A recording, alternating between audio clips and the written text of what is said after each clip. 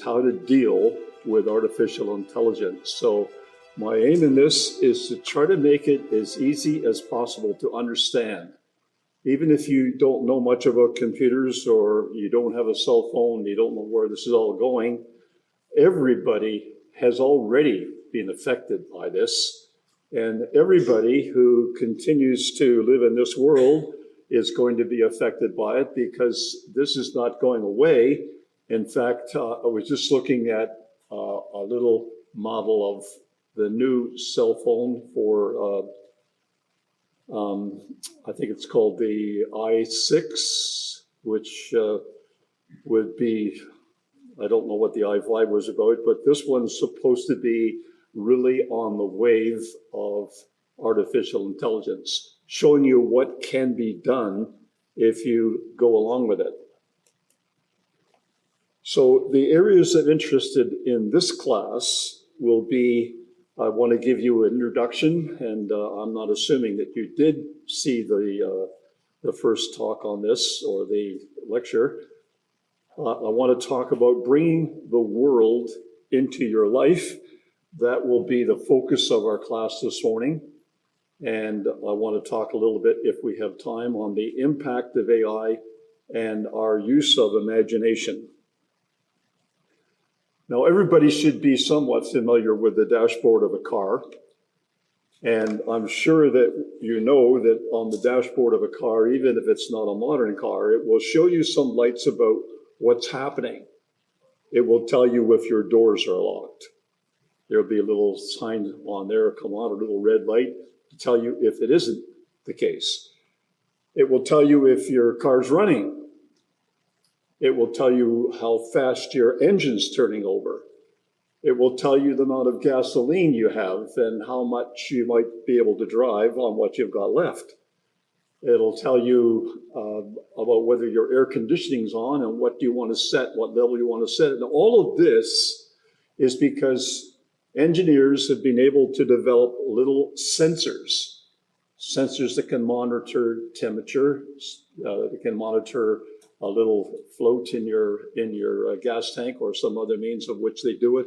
All those are being fed into your panel on the front of your car so that you can see this. That's AI at work, artificial intelligence.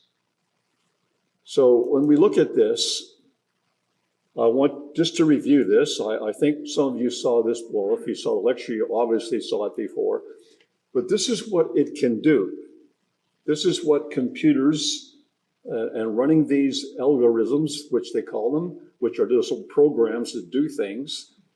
It can, for instance, read and summarize an article. So it knows, understands English or any other language that I should imagine there's most of the major languages are that way now. It can write. So if you set the things in order that must happen, it can write for news organizations. You might think it's a person, it might have a code name or something, but it could just be a computer that's writing. It can see and analyze and decide. So it's not only looking at something and trying to tell you how much space you have between what's behind you and your back bumper, but it can maybe give you a warning light if you got too close. That's just AI at work.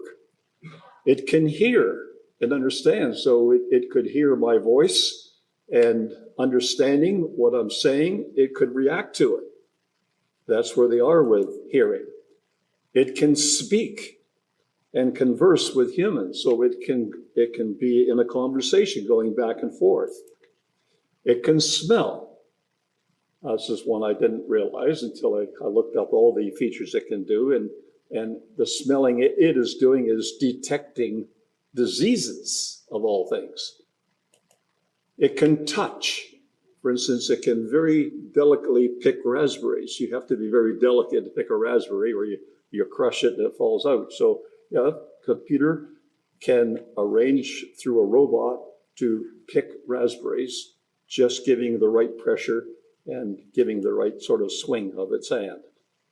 It can move and drive robots, so it can be there like a head that's directing it.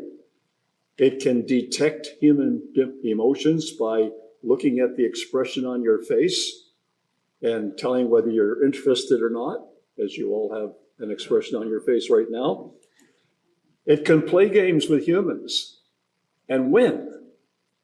So the computer's getting better and better, and people who are playing games would know that the games get more complicated and the computer can win, so it's quite a competition. It can debate. It can listen to what you're saying and look at forming a response and get back within a reasonable time, so it would be like actually debating a person. It can create visual arts and poetry. Now you can see how this is interfering with a lot of careers. When computers can do things, they can do them better and faster, so you sort of wonder what's going to happen. And the last, it can read your mind. Now that's a science which is developing, but they have a computer program that works on what sort of electronic signals your mind or your head's giving outside of your brain. It can pick it up and can read it. Now, if you put all those things together in a robot that can write, read, see, hear, speak, smell, touch, move, detect, play, debate, create, and read your mind, that's a formidable, it's a formidable helper, but it's also a formidable weapon. There's many things can be done with that. And because we are at the base of this, with all these things now happening together, and there is really no world authority that's directing this, nobody is really directing it. Various countries are actually competing in this. In a country, that companies are competing in this. So where it's going, no one knows. No one knows what's going to happen, who's going to develop something that's going to make something else obsolete before it's even got out on the market. It's going to be a very, very turbulent time unless our God intervenes. Now, AI is linked to the love of money. It's a driving force for AI. So the companies have learned that if they can do something better with a robot than people can do, for instance, the robot's not going to go on strike. The robot's going to work 24 hours a day. It may not even matter whether there's any lights on. It can continue to do its work. It's going to challenge the people that are doing it now, and it has. So you look at certain plants that are, say, assembling vehicles, and what you just see is a whole lot of robots. You look around to see if there's anybody in there. Well, where were all the people that did that before the robots came? Well, they had to find other jobs. And maybe they're still looking. Like it could be really something that we forcibly enter into our life if it happens to us. And it's driven by the love of money. See, what people have never controlled necessarily in their own life, when it's on a bigger scale with a man like Elon Musk, who is, billionaire, who knows if he's approaching a trillionaire, but very, very wealthy, influential people, you don't know just where things are going. But this is an area where it's more alarming for us as Bible students, because I'm really not that interested in trying to illustrate what's happening technically, but just how this is going to influence us as an ecclesia and Christadelphians in general, who are striving for particular goals in life and goals that are not being supported on this. So this idea of deep fake. Now, I thought it was football that we're talking about to start with, but no, it's a definition in Merriam-Webster, which, they do have these things defined.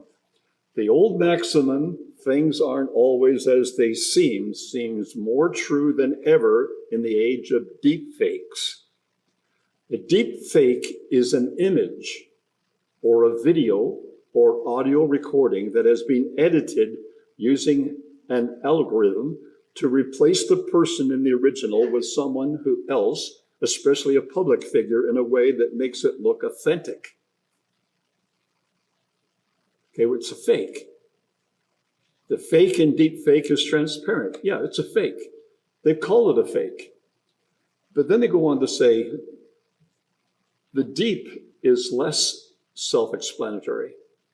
This half of the term is specifically influenced by deep learning, that is, machine learning using artificial neural networks with multiple layers of algorithms. So this would never have happened without AL. But just think of what that would happen if someone took your face and put it in a story or something of somebody caught in a crime, and it's your face, and it looks real. You really can't tell it doesn't belong to the body or that there's something being done. You say, well, who would ever think of that? Well, they certainly have thought of it, and they're having to deal with it. And young people in school have learned how to do that about people in their own class. And you can just think of how that would destroy your character if here's this Bible student. Yeah, we've always thought this was the Bible student. We've heard them speaking, etc. Let's take their face and put them in something that will really embarrass them. But where's the laws? Well, it's happening so quick that a lot of laws haven't been formed yet. People haven't seen the criminal element and the way it can destroy somebody.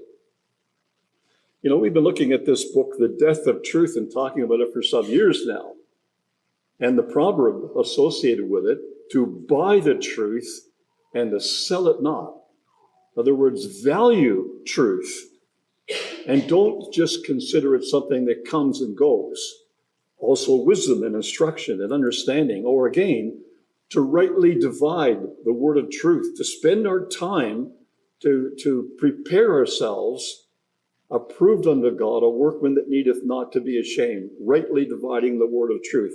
Those two ideas, which have been in our community and in Bible students' minds for as long as the Bible's been written, are really at risk of being forgotten and just sort of trampled by the way people are going for things that aren't true. You know, there's a whole topic on that. I don't really want to get into that, but all you have to do is just watch the political scene out there in this US election. Somebody recorded the number of lies that Trump has actually put on the air in the speeches he's given, and it's something like 30,000. So they've recorded and documented them, the number of lies he's told. And it's not that people have said, well, we don't want a liar, throw him out. They still love him. Well, that tells you what's happening to truth. People can just say, oh, yeah, he's a liar. Well, I guess we all are liars, so let's look at something else, and let's not focus on the fact that he tells lies. And so in the debate that was recently had, people tallied it up and how many lies were told, and they were told by both sides. Do people really care, or does it matter to them? That's what's at stake, and that's why we're so interested in it. Now, I put a little bit of this in this just to illustrate, if any of you think you're not affected by this, I think we should have a look at just how subtle it is. So the present use of AI in Bible study for good, because there's always a for good and a for evil in what I'm going to say this morning in class here. So that's the little icon that comes up in my word processor when it comes to Bible study. It's eSword. Yeah, it's wonderful. It quickly compares Bible passages in different English translations. That's taken such a big time. You don't even have all those various versions on your bookshelf, but to get up and get them and read, what does it say in the ESV? What does it say in the NET? What does it say in the RSV? What does it say in these old versions? All you got to do is just flick a switch or click a key, and you've got another version, same verse. Or you can put them all together on the screen and look at them that way. Now, has anybody seen anything wrong with that? Haven't most of us used it and seen its capabilities? So that seems to be fine.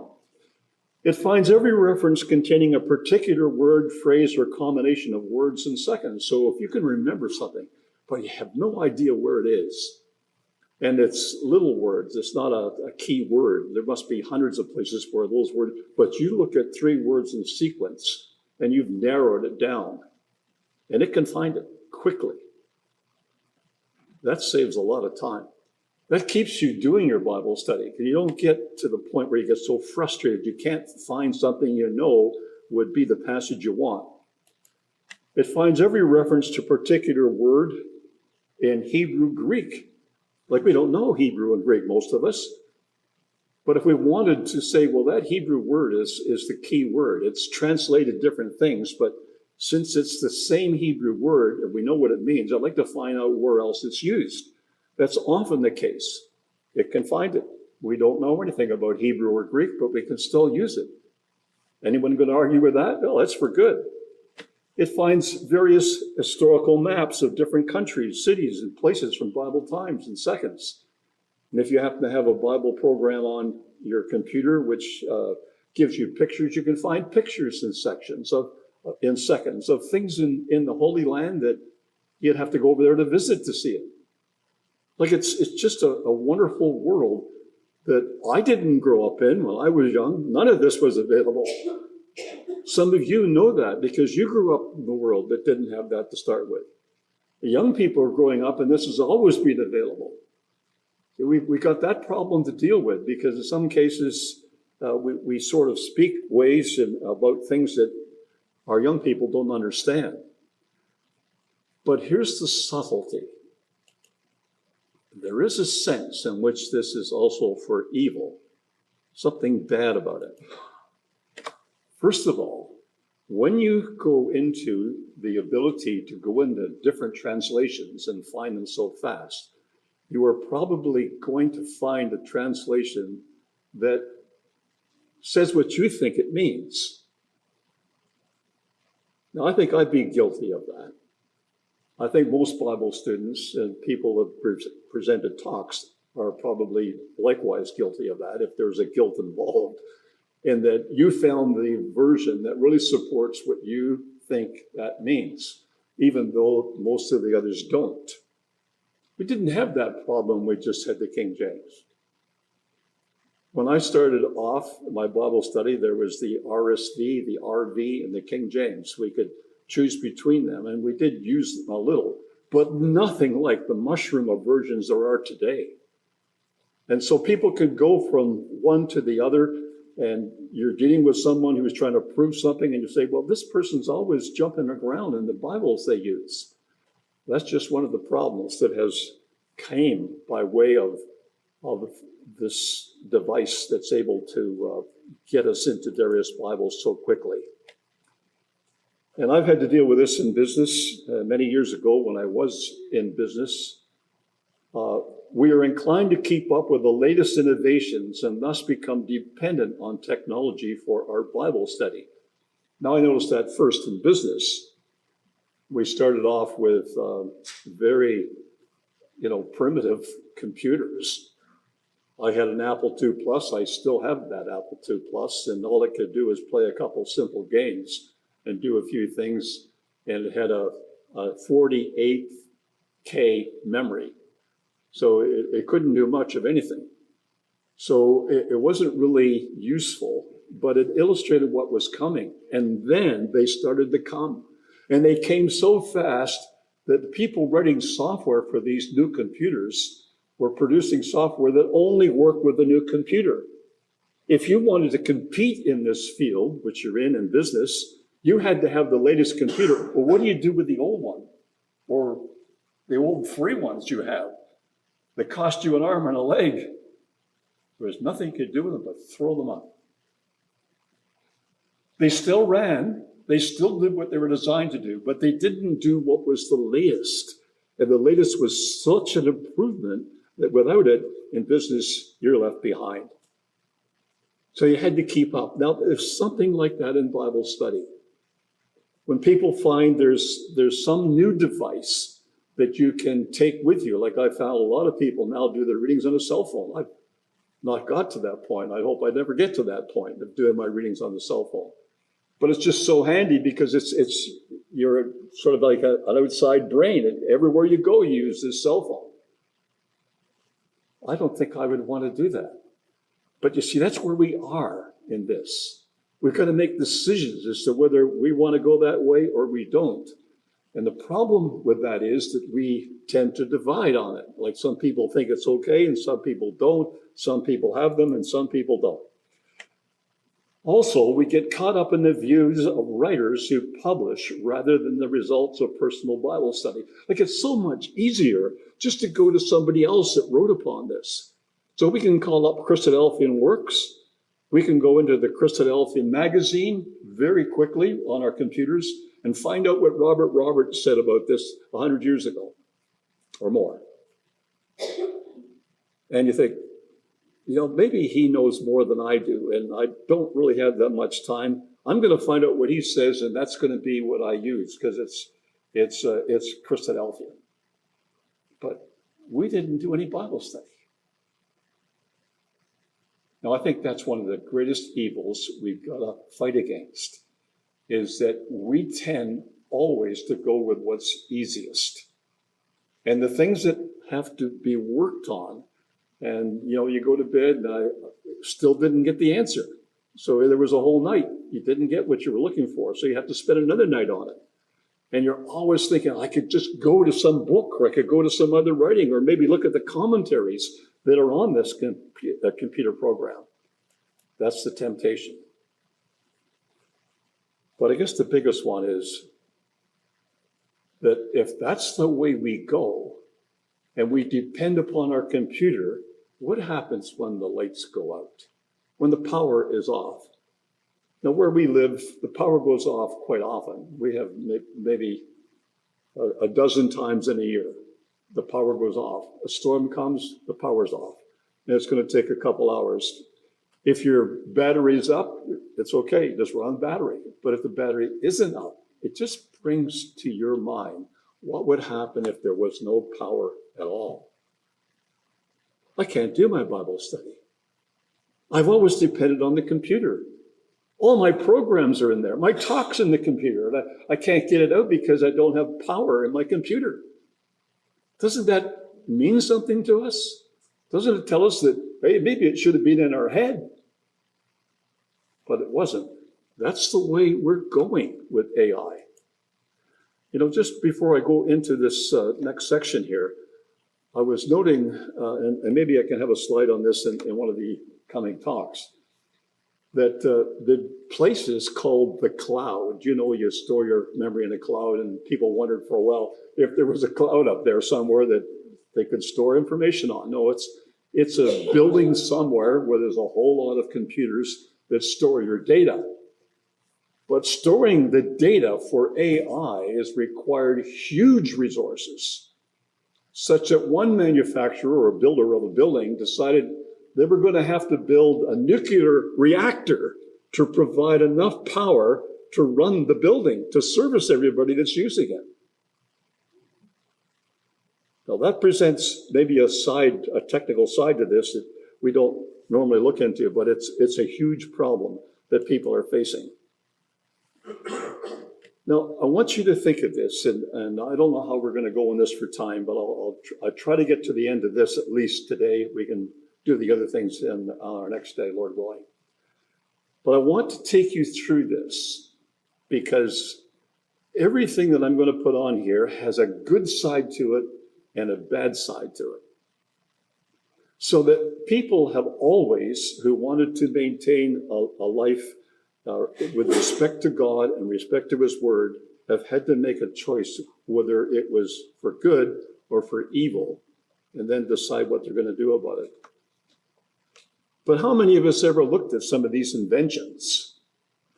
Now, I bring it on here because even though it happened in 1440, which was a long time ago, still, when we go to school or when we think of what we might do with our time, we have to make the same decision. What was achieved in the printing press has to be evaluated. Is it for good or for evil? Well, for good. Now those who know how to read English can read the Bible for themselves. If you've ever seen some of the problems, read about the problems that people were facing before they had Bibles to read from, it was you had to listen to someone else tell you what the truth was, and there wasn't too much truth in what they said. And people didn't know that because they weren't allowed to read it for themselves. But when William Tyndale made it his life's work to get an English Bible out there so people can read it in English so that the plowman, person behind the plow, could know more than the Pope, that brought it on, even though he paid for that with his life. That was the way it was. And yes, now people can read the Bible for themselves. They're able to understand the gospel for themselves. I've read it. You've read it. What do we think about it? Never mind what other people tell us about it, but just what do we think about it ourselves? And they can find the way to live forever. That's been a wonderful thing for good, the printing press, that has allowed us to have a Bible of our own.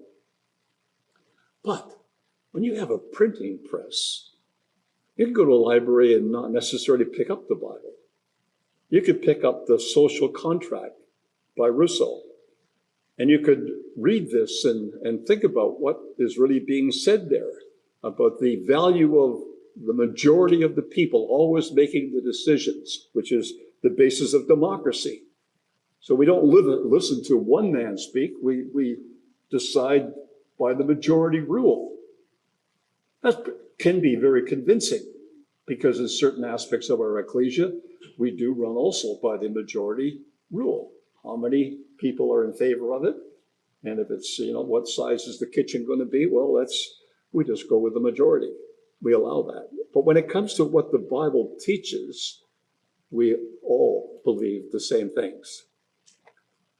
But they can also read the elements of geology by Lyell.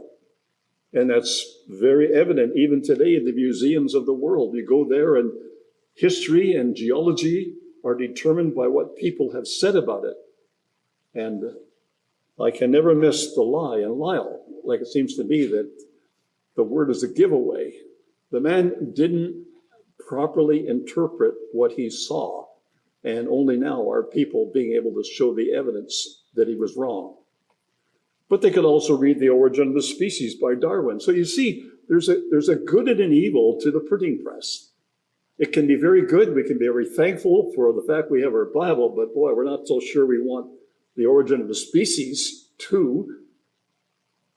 But our children are just, maybe not just as likely, but they could pick up the book and read it, and without any direction, maybe think it's a pretty good book and has ideas to follow. We're going to always have to decide between good and evil. You look at the light bulb. Well, what could be wrong with a light bulb?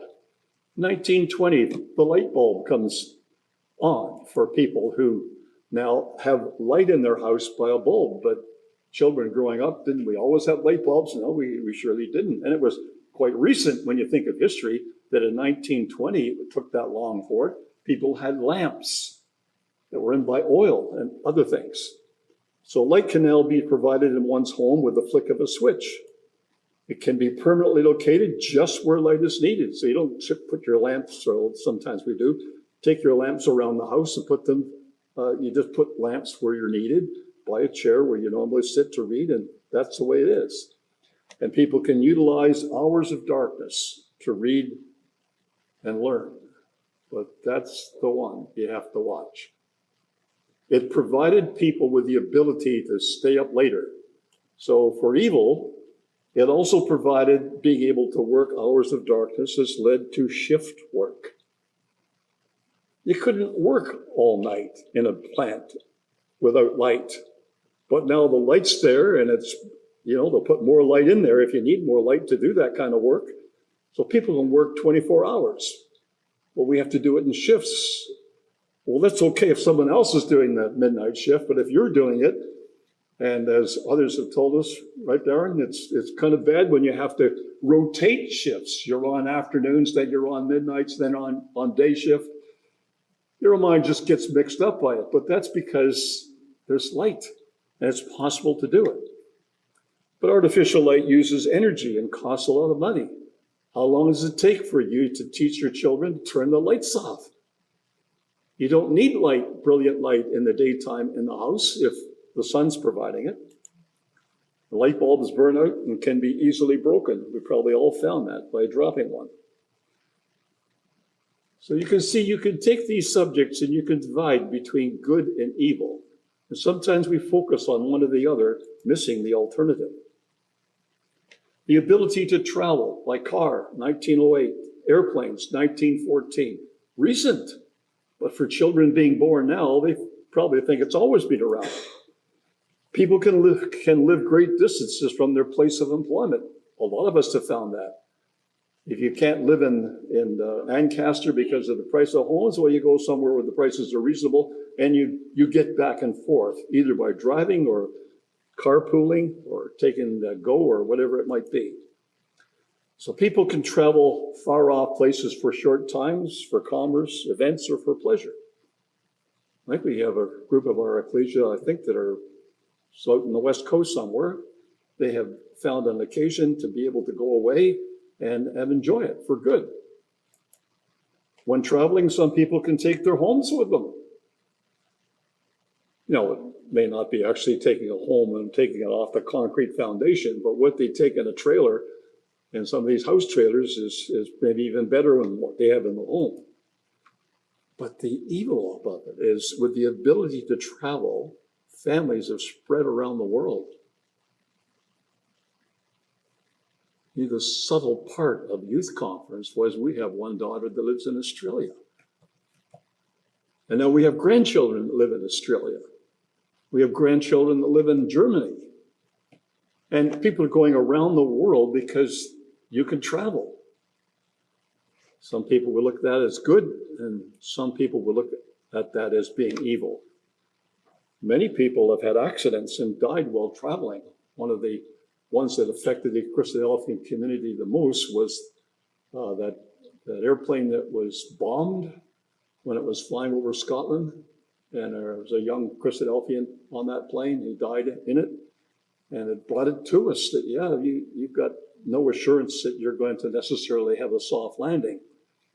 That's basically the criminal element that's out there today. For some, the desire for travel has become unsettling, expensive, and somewhat addictive. That's just typical of what we have to deal with. So there's an evil about it, and we've got to decide between those two. And it's going to be difficult to tell our children the difference. When they see it for good, sometimes the parents see the evil in it before they do. Now we'll just move on maybe a little quicker, but it's going to be hard to be quicker. And a lot of us, most of us would not remember the radio coming into our life, but because the radio is not that important to us. But I can remember it being important to us. I remember how my grandparents used to listen to the 11 o'clock news regularly. Every night, 11 o'clock news came on. They were there listening to what was happening around the world. Background music can be provided at particular times. That was a big thing for people who really only had a radio. This led to voice recording and the ability to preach the gospel in remote parts of the world. When I, in particular, did my first talks, I found that the way people did it was all the people who wanted a recording sat in the front row. And they all had their tape recorders with them, and they had microphones on the table. So there was just a lot of microphones around the top. And everybody came up and made sure that it was running. And it was an interesting thing to observe, but I'm glad it's over because it was really quite confusing. Radio broadcasters often use slang and offensive language. Now, you may not notice this, but I did, and a lot of you older ones would have noticed that it was okay to have the radio on, but when the person was using foul language and was describing things which were really embarrassing, didn't need to be put on the radio, you got to think, is this where this is going? Do I really want that in my house? And music, in the words of entertainers of the world, will be brought to your ears in a way that you don't forget the tune. You find yourself outside somewhere and this tune comes into your mind. You only just heard it on the radio, but now it's in your mind. You sort of can't get it out of your mind. That was something I managed to witness to and did not like. The content of worldly life is often hard to put aside even when doing Bible study. See, that's a problem.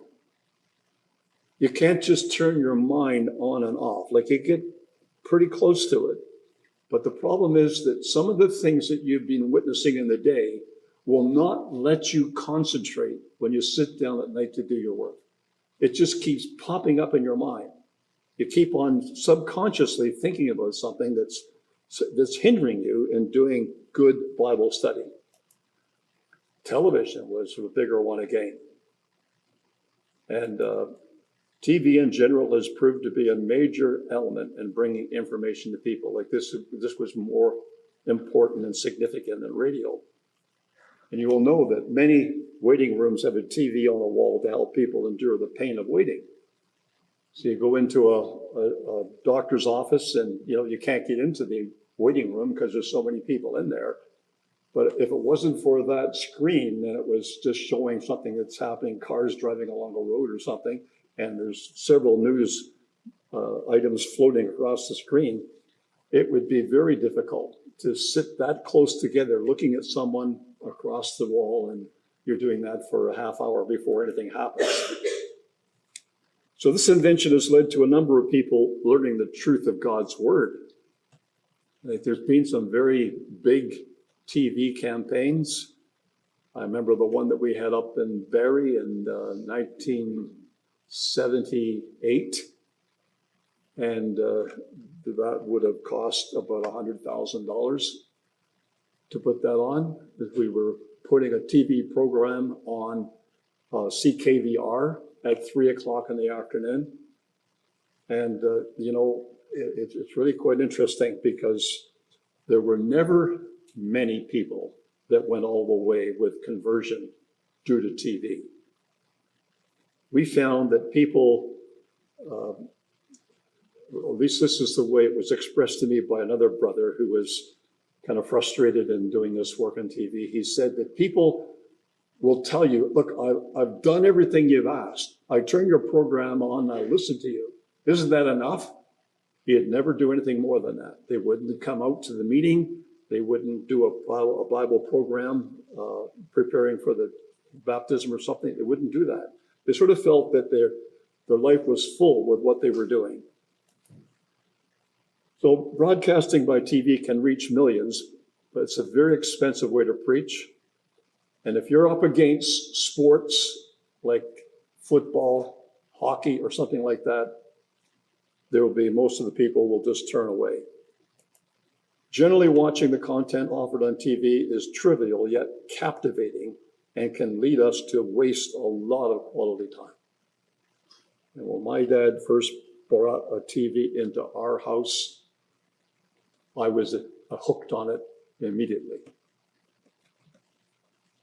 I was hooked on radio because Foster Hewitt, some of you may know who I'm referring to, was such a good announcer of a hockey game. It was like you were watching it. And he became rather famous for it. And a lot of us sat around the radio to just experience how he described the game and thoroughly enjoyed it. But, it took precedence over other things that could have been done. So credit cards. Now we're running out of time here, and I'm going to try to get to the key one, which leads up to, but credit card is a very important one because of what you can do with a piece of plastic and don't have to have any cash in your pocket. And the credit company will issue a nicely designed and detailed statement of what you owe, send it to you monthly on time. But for evil, it's become a common practice for some to spend their money faster than it can be replenished. Too many people don't seem to realize that A credit card is a loan that has to be repaid, and at very high interest if you don't pay it off when you should. Spending money you don't actually possess is really a moral trap. And it was something that people, well, they still have to deal with it. And I know a few people that have not dealt very well with it, and it's been a burden all their life. Now, PowerPoint was for me a sensational creation because it finally helped me prepare a talk where I could take and put my points on little pieces of paper, so to speak, and have them all nicely arranged, and then put on another one which showed me all the pieces of paper on a screen. You could print them out if you wanted to, and then you could rearrange them. Now, I used to do that with pieces of paper, literally, write them on little pieces of paper and have sticky notes, and I had them all over the place, and I would try to rearrange them. And PowerPoint just took a lot of less time. I found it wonderful. Pictures can easily be added to a presentation that were not taken by the author. Now, you might see some of the evil in that immediately, but it's something I still do. You just have to be very careful about the picture. And Bible classes can be more easily composed, changed, saved, and duplicated when you're using that. But once it's complete, it can be used over and over without any further work by the author. It's like I finished my study, and if you want my talk on that, I'll give it to you again, even though it was 10 years ago. So we're not refreshing our head. We're just using what we did, and it's so nicely stored away with all the whistles and bells that we need, that we just do it again and do it again, do it again. We never really grow. We never go back to rethink it. We never add to it if you do it that way. The production can also be used by others with no original thought on their part. They just use it. Without a lot of work, the addition of pictures and Bible talks can be very distracting, and we'll talk about that again. Now, Facebook just keeps growing bigger and bigger. I think it's another bringing the world into your life, much more up to date. Many of our young people can identify with this. They know this. They have their own people they communicate with on Facebook. So it provides an opportunity to help people who otherwise would live a lonely life. It's provided easy access to a much greater audience to preach the truth. But for me, it can be an unwanted and an intrusive use of time and energy. If I had to just look at all the emails that come, I would probably never do much else than just look at emails. It can result in relationships that are unholy. Imagine meeting a person on Facebook that you've never seen in person, but you can see a picture of them and you can talk to them. And then finally end up marrying them because of the relationship entirely electronic. That's happened in Christadelphia. It can be the source of acquiring bad habits and corrupting information. So we've got to really think Facebook through. It's a huge organization. It's going to present, I think, a lot of challenges to people when you see what it can continue to do for, they say, good. Internet shopping, going shopping at the middle of the night while all alone at home and dressed in pajamas. Jobs in warehouses created so that you can receive your purchase quickly with a great variety of consumer goods, pricing and payment so easy. It's just there and people are using it. But it's very attractive to spend more time in obtaining a deal. Jobs and careers have been lost, and the use of cell phones for reducing boredom has allowed businesses to stimulate the covetous spirit and those who allow themselves to be so entertained. So being entertained by looking at things that you can buy sometimes gives you the reason to buy something you would never otherwise buy. And then finally, this is the last one we'll put on this morning. Artificial intelligence for good. Yes, information sources have made it possible to have a world-class library in your home. People can now buy driverless cars and let AI do the work. Access to Zoom meetings where people don't have to leave their homes has its benefits. But it's changed the way people work and caused a lot of turmoil in many sectors of employment. AI is developing amongst competing nations and corporations. There is no clear mission or end in sight. Now it's affecting Bible students by offering to replace personal Bible study. Now that's where I want to take off next week, because that's sort of the preparation to get you to think. We always have to decide between the good and the evil. If we only focus on the good and we're blind to the evil, we're not being wise. And I want to talk about the Bible study involved and how this can get us into good and it can get into evil in our next program. Thank you.